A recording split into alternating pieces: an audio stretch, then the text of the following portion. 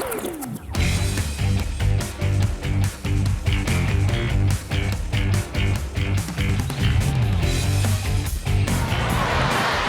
up on Dub Zone, Derby delight for Sydney FC. Captain Nat Tobin joins us ahead of the grand final rematch. Mariners' young star caps her Matilda's call-up with a crucial goal against City.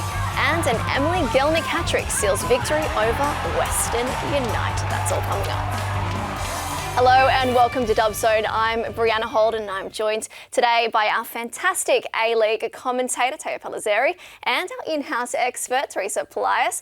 Guys, it has been a cracking start to this Ninja A-League so far this season, but I feel like last round we saw some incredible goals. What was your highlight? Yeah, some more amazing goals again this week, but my highlight was Tamar Levin's first goal in the A-League. It was an absolute screamer.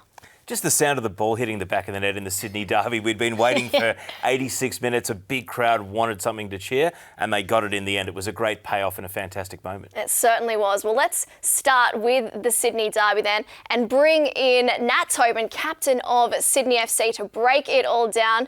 Nat, very happy to have you here. Thanks, guys. Thanks for having me. Well, it was a fantastic win for Sydney FC. Obviously, 2 games without a point. You finally broke the duck, and against the arch rivals, Western Sydney. How good did that feel? Yeah, it felt amazing. Obviously, derbies are a big deal for us. To get the win, it felt like we're up and running for this season. So, yeah, it was really great, and we felt like we were building towards it as well. Obviously, not the best start to the season, but now I think we can be pretty confident with the way that we're heading. Yeah, it looks like you guys may have found your starting 11 for this season, but I'm going to put Teresa in a little bit of hot water because last week she said that there weren't any concerns. This is a classic Sydney FC move to start a little bit slower. I mean, what's the feeling like in the team? Is this the starting 11? Was there any concerns? No, I don't think there was any concerns. As T said, I did see the clip. It is typical of us to start slow and build into it, which I think is what you want. You don't want to start strong, peak early, and then not peak at finals. So, it's a short pre-season. I don't think anyone starts their best. We just showed that. And hopefully from here we can only build. I mean, we did face a tough Central Coast in round 1 and Brisbane were at home round 2. So, we have a lot of people like myself. I'm coming back from injury. The team's new. We haven't gelled so much, but week by week we're building. But yeah, it was nice to get the win and silence the doubters. Hey Nat, it's T here. Good to see you girls continue the derby dominance. But you mentioned a few things, with the slow start, new players and chemistry and not finishing a few chances, possibly passing accuracy. What do you and the team think, is the biggest priority out of those little issues? I think look, as I said, it's a short pre-season. We haven't really had that much time to gel as a team, and we do have more new faces than even I initially first thought. Obviously, Ante's changed up each week to try and find the best combination of people. And we seem to find that on the weekend. Now I think it's just confidence, and that's what half of football is confidence. Once you get a few wins under your belt, you kind of know how to win and you know how to keep going. Obviously, the passing accuracy keeps being brought up. We see it a lot in the media, but we play a direct game. We don't play it around at the back. We don't get our passing accuracy up, and I think it showed in the grand final last year. I think Melbourne City had an insane amount of possession compared to us, but we scored the goal in the end that won the game. And I think that kind of reflects the way we play. We're a direct team. We like to go forward. We like to attack. If we win games doing that and have bad passing accuracy, well, so be it. But we're here to win games. Here to win games and trust that process, as Ante puts that out there. But how about yourself? How are you now feeling? You're well and truly back. Yeah, I'm stoked, honestly. Round 1, I felt pretty low in confidence just coming back from a 12-month injury.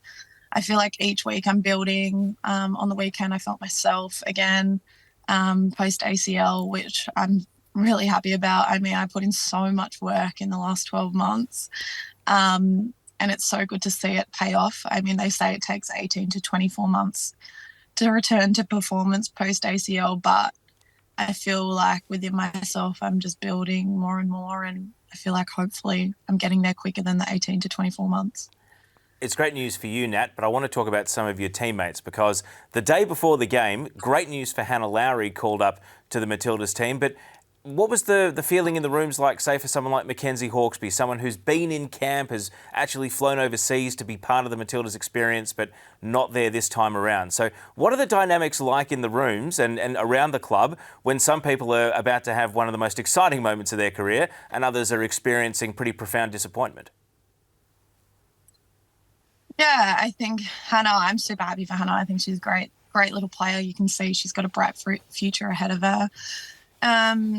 Look, it is what it is with the Matildas. I said, Mackenzie, she's one of my best friends. So to be honest, I was disappointed for her as well, because I think she deserves the call up. But it is what it is. I said to her, I was like, you can take this one of two ways. You can either wallow and be upset about it, or you can go out there and show them why you deserve to be picked. Put your best foot forward, and let's start beating these teams to show why we're the best in the league. And I think that's one of the, you've got two options. And Maka, she's a fighter.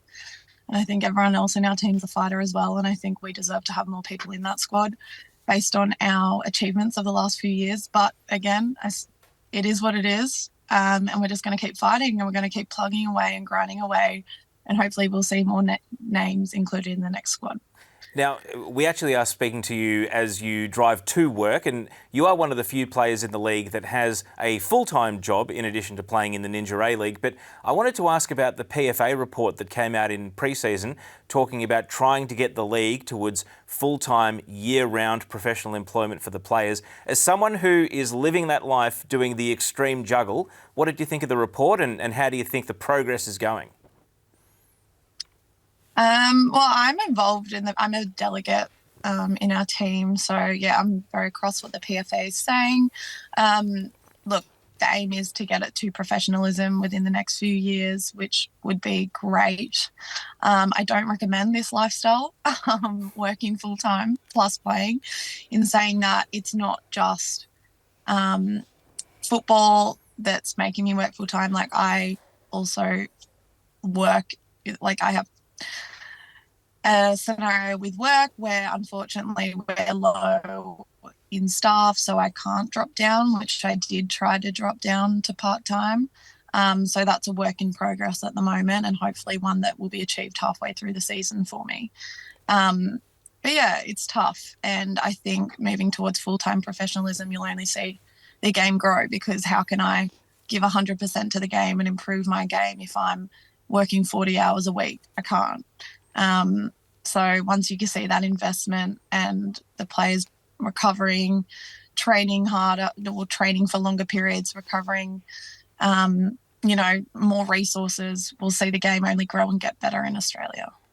We can't wait to see it grow, as you said. Now, looking back at what's happening on the pitch this weekend, you have a grand final rematch against Melbourne City. Nat, you missed that one, obviously, last year, as you mentioned, through an ACL injury. How are you feeling knowing that you're going to get a run on the pitch against Melbourne City this time and hopefully pick up Sydney FC's second win this season? I'm super excited to play Melbourne City this weekend. I love the big games. That's what I enjoy the most, especially I think because I've been in the league for so long now. So having a challenge, a big challenge where you've really got to be on your game, like Melbourne City, obviously they've been our biggest rivals for the last few years. So I'm really excited for it. Obviously they're a great team. They play a lot of possession-based football.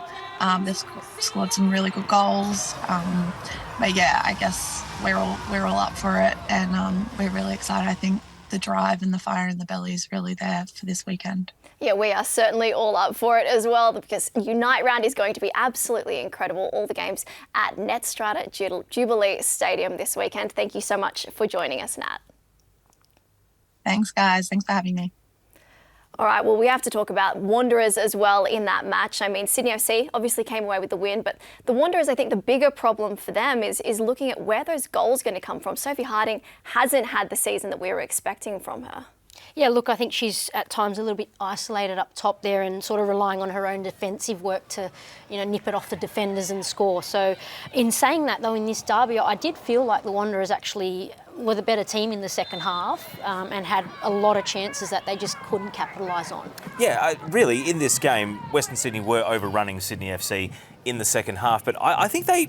Now, Amy Chisari went down with a cramp and Wanderers did sub her off soon after, but this is the player who's fifth in the league for winning tackles. This is someone who's really the engine room of this Wanderers team. I just think they lost a bit and they actually ceded a bit of control, and then when Sydney made good subs of their own, they were able to retake the ascendancy that they'd lost. Well, the momentum did shift, at that time around that 75th, 80th minute mark, and that's when Sydney did start to get some more chances and play it well around their front third, and that's where the goal came from. A great pass from Holman as well. And, I mean, it's not just about Harding. I mean, 2 weeks in a row, Kush LaRue has been through one-on-one against the keeper and not scored. But I'm a believer. Maybe it'll be third time lucky this weekend. I'm not throwing out, any, drastic changes for Wanderers yet. I am a believer in Kush LaRue.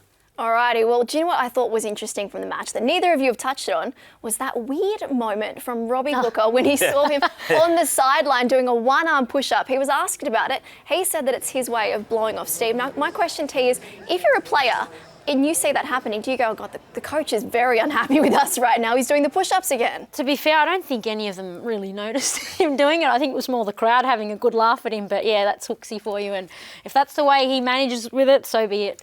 Yeah, everyone's different. I think more people would be critical if he was, as he said, he did it so he wasn't expressing his anger verbally. Yeah, it's different, but maybe these differences will pay off.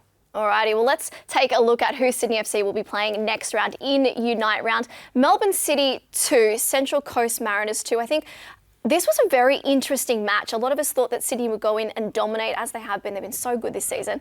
But it wasn't to be. It was kind of chinks in the armour almost, Teresa. Yeah, I didn't think it was City's best game, and they scored a wonder goal and then a bit of a lucky goal off the free kick, I thought. But Mariners, got to talk about them and the way that they fought back twice from being down to City of all teams. So, I'm really impressed with the Mariners at the moment.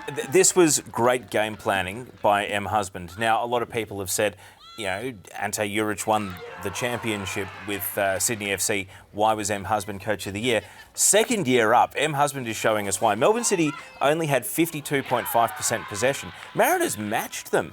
I mean, I don't think that's so much a City drop-off. I think this is the product of the Central Coast Mariners being very well prepared and having a coach with an entire off-season to research how teams play. I totally agree with you on that, Teo, because they're a new team. It's no accident. I mean, how many times has this happened time and time again? So it's just pure, great coaching. Now, Teresa, you have been dubbed the tactician for your recent work, but I mean, let's take a look at some of the frustrations that Melbourne City had in this game. We normally expect them to overwhelm, but playing out from the back of the Mariners, look at the turnover and how high they're winning the ball back up the pitch here. And really, Melbourne City, we saw how Annalise Rasmussen scored the goal with the errant back pass from Taylor Otto and Melina Mires being caught out. These patterns happened all throughout the game. So, yes, Melbourne City will probably think about how they sharpen up and improve their passing, but look at Pennock here and how high they win the ball in Melbourne City's half. This is great tactical work from the Mariners. It is, and teams have realised. I know the Victory did it in the derby. They were pressing them high, and perhaps M. Husband did her homework on that and decided, you know what? On the high press, they are vulnerable and they do tend to give it up at times. And teams winning it high, well, they create chances like this. And Izzy Gomez, what a great finish. All that hard work paid off. Yeah, definitely. And what a way for her to celebrate her her call-up to the Matildas squad. I mean, it looked like she had 3 chances towards the end there, and it was just try again. She knew she wasn't leaving the pitch without a goal in that match. Oh, she's been phenomenal. The engine on her is great, and that, like you said, that call-up is so well-deserved. It's the trajectory of the improvement. This is a player who was scratching for game time at the Western Sydney Wanderers when she first appeared on the scene, and it is evidence that not all development is linear. Some players explode. The Wellington Phoenix, when she was over in New Zealand, rated her very highly, but that was in a team that was losing most weeks. Now we've seen someone who is taking the leap And this is the competition where you get to see that happen. It's very exciting to see players who have scratched and fought and the penny hasn't dropped for them. And the Mariners right now with Bianca Gallich and Izzy Gomez basically have two players in the same team doing it at the same time. And it's more so the technical aspect now that we see from Izzy Gomez. She's always been that tough player that spurs everyone on around and motivates everyone around her. But now she's adding that technical side where she's scoring goals as well, which is awesome for the Mariners. Alrighty, well, Brisbane also picked up a big win this round, 3-0 over Perth Glory. They were firing from the outset, Brisbane. I mean, within the first 7 minutes, we obviously had a goal, but we also had multiple chances. This was very impressive first 45 minutes from them. Oh, amazingly so. And Brisbane are my favourite team to watch at the moment, just the way they're building up from the back and the variety they have going forward. You know, every player wants the ball. Their goals are phenomenal. Tamar Levin's first goal was an absolute screamer off the back of a great build-up. And they're identifying times when to shoot. And it's their shot to goal ratio must be high. You probably know a bit more about that. Well, Teo? Great to see Tamar back on the throne after 800 years. But Brisbane, it's not just the attack. They have had one cross that has got the better of their defence in 3 games. Only one accurate cross from the opposition. So I want to give credit to Pringle and Delaharp, the two attacking fullbacks, and also the back three, Chelsea Blissett, Leah Varley, Holly McQueen. They have locked that defence down. Sakani in goal looks like a very good keeper they've brought in. It's working for them at both ends at the moment. It is, and they just all look fired up all over the pitch, and that line's led by Popadinova up top. She's got that feist in her, and I think that just filters into everyone around her. Yeah, I was going to say, is it the Brisbane have a fiery bunch of players, or is this a team tactic from them to sort of raffle feathers almost? A bit of both, would you say? I mean, I think they've got a point to prove this season. Well, so they're a very well-organised team, but look at this, Holly McQueen didn't back down here against Kelly Brown. And then Evie Popadinova, she has one, case in point, triple the number of free kicks in a shooting position compared to any other player in this league. So for all of the spite and the attitude, it is getting in the heads of opponents because they are winning free kicks in shooting positions. And with some of the technical exponents in this team, that's only going to get worse and worse. And, well, Evie firing up at Naomi Chidima there. It's just so good. Naomi is such a lovely person too. Like, that is true commitment. She's got that bit of Lisa DeVanna, a bit of Paolo Di Canio, and it's all melded together. And I think it gives a bit of light and shade to this Raw team with some of the very organised, calm players that they have elsewhere on the pitch. It's a good balance, I think. Yeah, it certainly adds to the excitement and, to your point, the joy of watching Brisbane Raw this season. Now, one of the games that I really enjoyed watching and I feel like stole the show this round was, of course, Emily Gielnik's hat-trick in Melbourne Victory's 4-1 win over Western United. I mean, 11 seconds in, she was out with a mission there.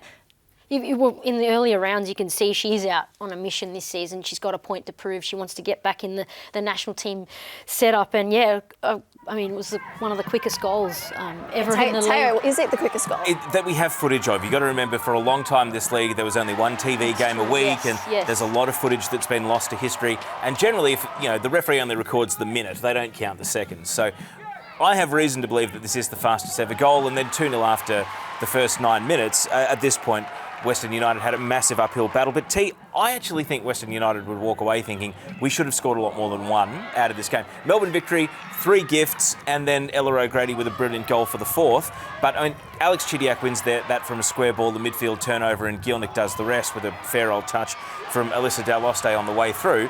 But Western United, they got into good positions, they got in behind the defence, they just didn't convert. And you contrast this with teenager Ella O'Grady, injury-prone player, but has now shown us what she can do when she's up and running. Yeah, it's almost a like-for-like change when you've got to take Gielnik off. But just touching on Western United, it's almost like they like, making it hard for themselves. And because they did create chances, they were still in the game, but going down, 2 goals early, it makes it so hard. It's very noticeable when a player like Carly Johnson gets into a position to cross or a position to shoot so many times in a game. And we've talked about Victory's fullbacks and what they're doing wide in defence. Western United actually came with a pretty good game plan to win this match, but they just didn't execute. So plenty to think about there. Plenty of positives to take for Western United, and they're that team that they never give up. And, I think going forward, those chances will start to go in for them.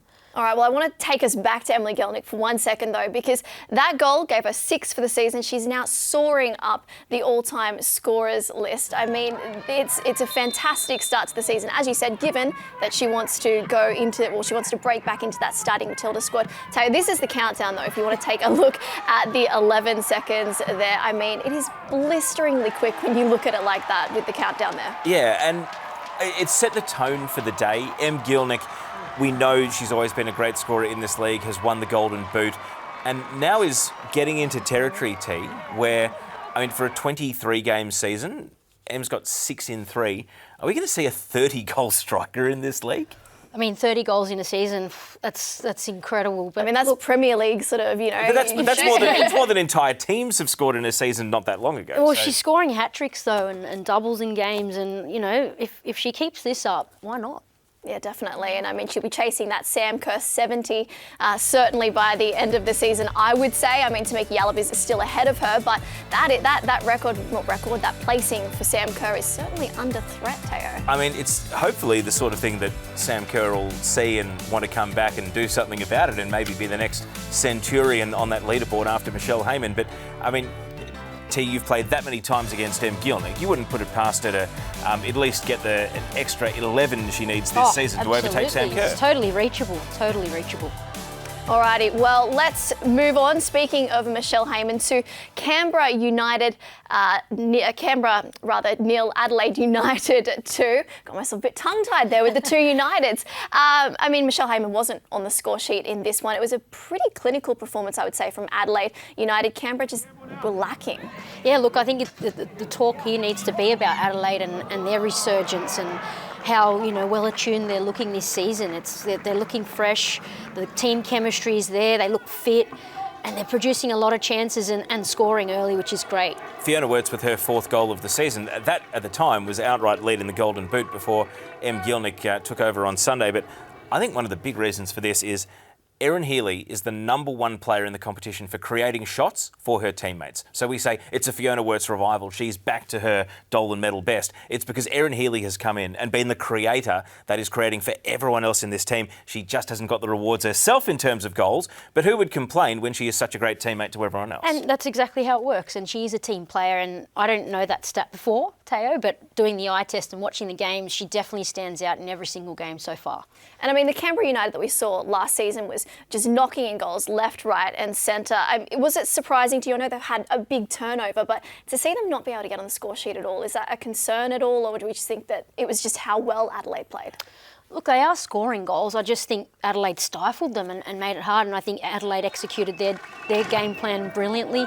And that's not to say they didn't have chances. I think, you know, the Stanek, Floody and Heyman partnership there, and Markovsky, of course, they just, you know, couldn't put it in the back of the net in this game. In a league where goalkeeping has been a bit of a red-hot focus in a lot of weeks, Claudia Jenkins keeping 2 clean sheets, including that save there, has to get a lot of credit. And Maya Markovsky will be kicking herself that she didn't score in the first half. Could have been a very different game, bringing the home fans into it at McKellar Park if they grab a goal back in that situation. Alrighty, well, let's move on to the final game of the round. Newcastle 1-0 Wellington Phoenix. Newcastle first win of the season. Wellington still languishing. I mean, what impressed you about this game or not impressed you? Look, you can see the frustration in Wellington players out there because they are trying to create. I felt like Newcastle did dominate much of this game. In the second half, Wellington did come out with, you know, a bit more energy and more chances. But how about Cassidy Davis bomb there? Well, it's kind of fitting they scored from a cross, and Newcastle, it's only taken 3 games for them to really show us who they are. 84 crosses in 3 games. Wow. More than half the league is 40 or less. They've got 29 corners in 3 games. They're going to get 10 corners a game. Half the league's in single figures. I mean, that tells you they're creating. They're up in their third. It's just a lack of finishing, isn't it? Yeah, and I mean, some of the misses left Wellington dangling with a chance to get into this game, but a well-executed goal. Sheridan Gallagher starting to look a little bit sharper in attack. She's looking good. Gia Vicari, a debut. Probably should have scored on that debut as well for the American. But Wellington, gee, they got some bad news out of this. Just before we've jumped on set, Rebecca Lake out for the season with a foot tendon injury. Okay. Thankfully, Annalie Longo cleared of a fracture for what was initially suspected as a fractured eye socket, but she'll miss Unite round, but thankfully won't miss too much more football. But for Rebecca Lake, season-ending injury 2 seasons in a row, that's a really bad blow. It is, and when we talk about depth, this early on in this season, Wellington are in need of depth. They've, week in, week out, they've got to travel, so having more players on hand helps them. But not the best news from them. Yeah, definitely a frustrating match and a disappointing end, obviously, with those 2 injuries. Now, before we go, we do need to discuss the Matildas squad. Tom Samani, interim coach, has announced 36 players to take on Brazil and Chinese Taipei. 15 of them are Ninja A-League players and a handful of debutants there. I mean, we spoke a little bit earlier about Mackenzie Hawkesby missing the squad. Is that the biggest surprise to you? Yeah, totally. I that's probably the first name I kind of looked for when I saw the list. I just thought, she would have picked herself, given the impact she's had on the league and, her numbers, her stats. I just thought, that was a big disappointment not seeing her in there. And someone like, Breanna Holden as well, who I thought both deserved call-ups. Well, and similarly, Sophie Harding got a taste of it, but then misses this squad. Nikki Flannery in good form, hit the post at the weekend. I think this lights a fire under a lot of players. And just because it's a big squad, you can't be demoralised and think, well, hang on, that means I'm at best 37th in line. No. You play well, you still force the hand. This shows that they're open-minded and they're looking at plenty of options. There are lots of players who've been given a cap or a handful of caps in the past that have been brought back after years of absence from the Matildas setup. And this is classic Tom Samani. When in his previous stints, he would use full internationals and full caps. And if we don't have an under-23s team coming into camp, what better time than to do it, for all the marbles, under the bright lights in a big situation. So I like what they've done. I don't agree with every player, but how could you when it's 36 players, right? It's a massive squad. But I think that this is a really good sign to the rest of the Ninja A-League that they will be open-minded and good performance will be rewarded. And it's also a good sign when you look at Morgan Aquino, who was obviously goalkeeper of the year last year with Perth Glory. She's now playing in the USL for DC Power. It's a good sign when you look at her, you go, well, she's being rewarded for what she did last season with this call-up. And I think the question there too is, we've spoken a bit about Chloe Lincoln in the past. Is it a concern for her that Aquino's getting the call-up, she's getting game time, Lincoln's not? Well, I feel desperately sorry for Jada Wyman as well, who's injured and been in the squad so many times without that elusive first cap. But, I mean, Morgan, there were A-League clubs lining up to sign her. There's every chance that she could have even been signed by Sydney FC. So what we're looking at here is a player who assessed the options in the landscape, made a pretty bold move to go to a start-up league, and has performed in that competition, performed for Perth last year. These are A-League success stories. Obviously, we want as many Australians playing in this competition as possible, but when you're a goalkeeper, there's only so many gigs going, and unfortunately, Chloe Lincoln is finding that out the hard way this season. She is, and she hasn't been playing at the moment, but, Aquino has in her league, and I think that's what it comes down to. Yeah, definitely. All right, well, that is it for the Matildas chat. But before we go, we should probably take a look at how things are in the Ninja A-Leagues for the season so far. I mean, Teo, we have the fixtures in the Unite round. Most of them see the top end of the table playing teams in the bottom of the table. That usually means that things won't change. But what are you expecting? I am expecting, see Perth Glory there, a certain cross-code star called Casey Dumont.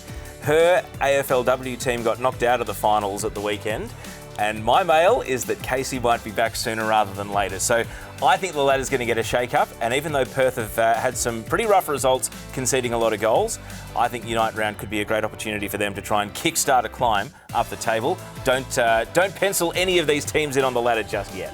All right, I like that tip. That means it's going to be a cracking Unite round, and that all gets underway at Netstrata Jubilee Stadium with Adelaide United taking on Wellington Phoenix on Friday. That's then followed on Friday, of course, by Western Sydney Wanderers and Brisbane Roar before Saturday sees an interesting matchup with Mariners taking on Melbourne Victory before Newcastle and Western United do battle. And then Sunday, we see Canberra United get things underway against Perth Glory before the big one, Sydney FC taking on Melbourne City to round out what is a truly exciting Unite round, and that is all free at Netstrata Jubilee Stadium. So if you want to watch, you should be heading down there because it is going to be a cracking weekend full of football. I'm very excited. I assume you both are very excited as well. It's going to be great quality football, Premier Stadium as well, Netstrata Jubilee, really good venue for all of these matches and the teams to show us the best possible spectacle they can. And elimination final rematches. Yes. Mariners knocked out Victory on penalties last year. Newcastle knocked out Western United in extra time. So we know we've got close competitive teams and some scores to settle. It's not just the grand final rematch. Yeah, it's going to be great, seeing all your favourite players in one place. And yeah, I'm really looking forward to a few of these fixtures where we might see some movement on the ladder. Yeah, definitely. I think we're all going to have a football hangover on Monday next week. All right, well, thank you so much for joining us here on Dub Zone. We'll see you next time.